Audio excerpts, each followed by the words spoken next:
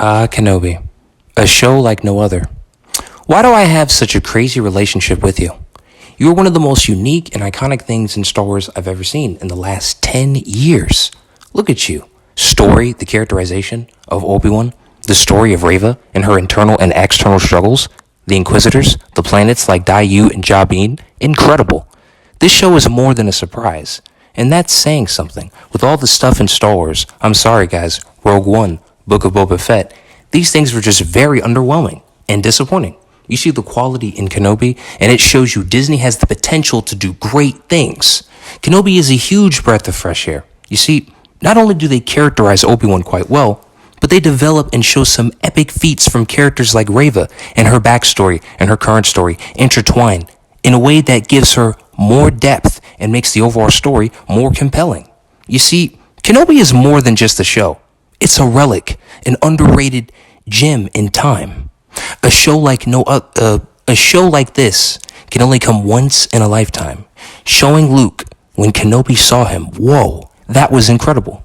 The way Kenobi looks over Luke from the distance as a watcher, a silent guardian, if you will.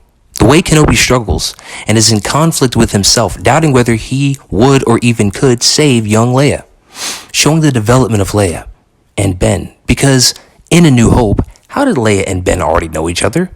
They had to have had history. See, Kenobi adds to A New Hope in the overall canon in a meaningful way. I am so glad Kenobi is canon. It deserves it. Look at this show, the final fight, the development of Vader, the incredible choreography, and how their connection to the Force is different here from A New Hope. Since it's in between and different from the prequels, you can see the in between in the fights.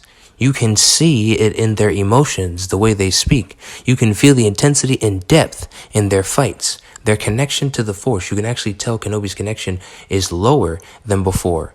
As he cut himself off from the Force, maybe not all the way, but he still did. Probably to hide on Tatooine. His story on Tatooine, his story outside of it is amazing.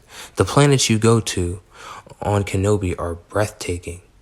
Vader is vulnerable in this show. He is actually a character still in development. He is not the Vader from A New Hope. Reva's story is excellent. Her character is devastating and fierce. Her feats incredible. Her backstory really added to her character. Even in his voice, you can tell already that he's Ben Kenobi. The transition between episodes 3 through 4, you can feel the transition through the character and his voice, gradually transforming into the voice you hear from Alec Guinness in A New Hope. That level of detail is incredible, and it is here. The fifth brother, played by the guy who was in Marvel and seen in multiple MCU movies, he's really good. Reva takes the initiative. She thinks, she moves, she's very fierce. Her storyline, her characterization, her backstory, all these things came together in a way that was impactful. She gets more done as well out of all the other Inquisitors. She's the most competent of them.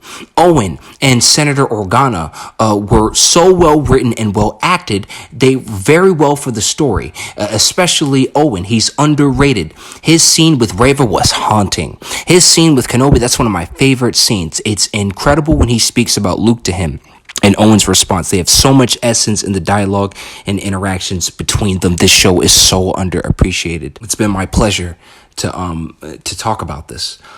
If you actually made it this far, that's great. Thank you so much. And Tarragon is now out this piece.